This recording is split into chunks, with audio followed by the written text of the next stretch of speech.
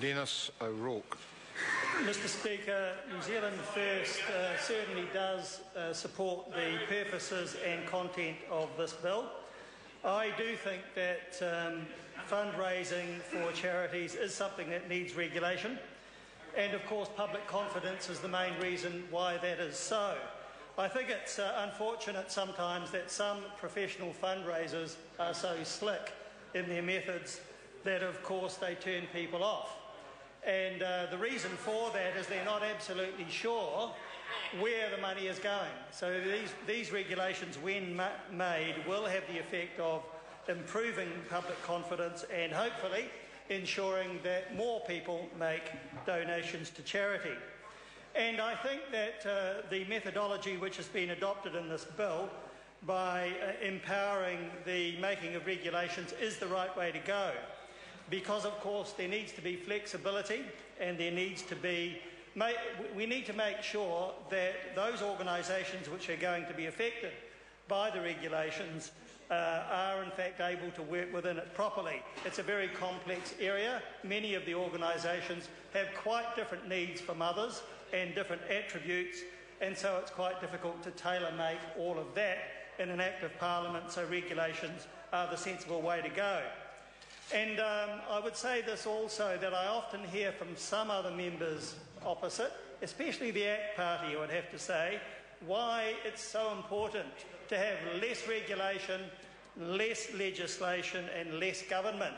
But here we see a situation where regulations are the sensible way to go.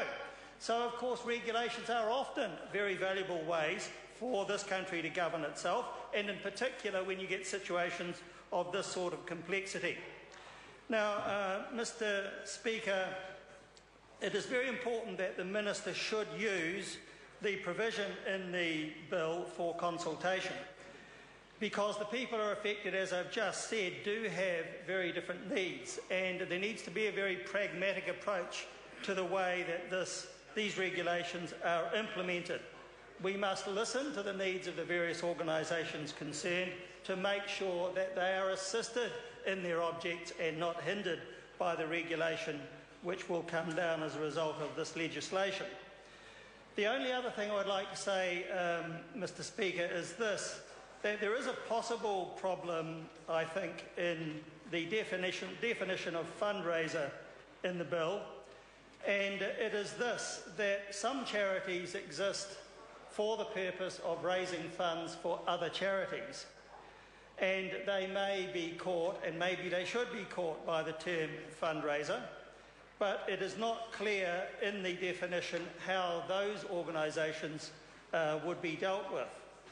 So it would have been preferable if there was a further provision under the definition of fundraiser, especially in Clause C, where it firstly says that, Clause A, where it firstly says that a fundraiser means a person who in business makes requests, and of course charities which exist for the purpose of raising funds for other charities aren't in business, so wouldn't be covered by that, probably.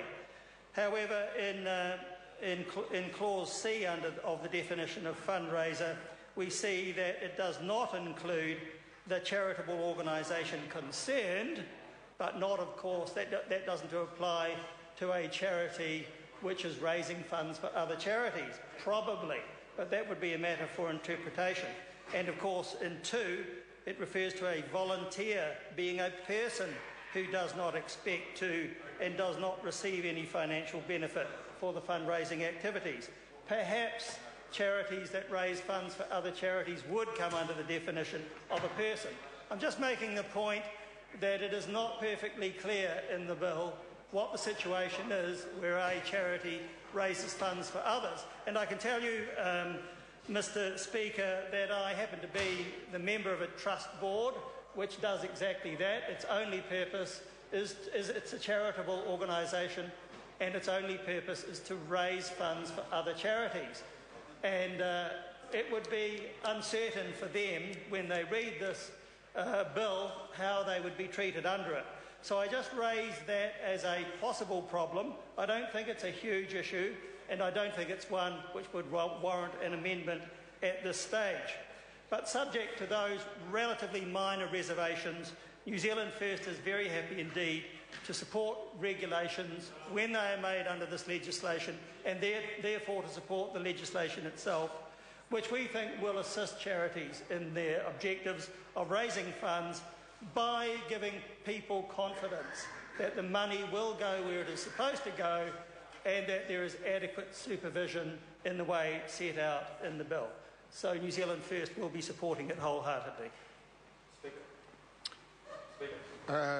Consider Sam Lottawigan. Thank you, Mr. Speaker. Mr. Speaker, it's a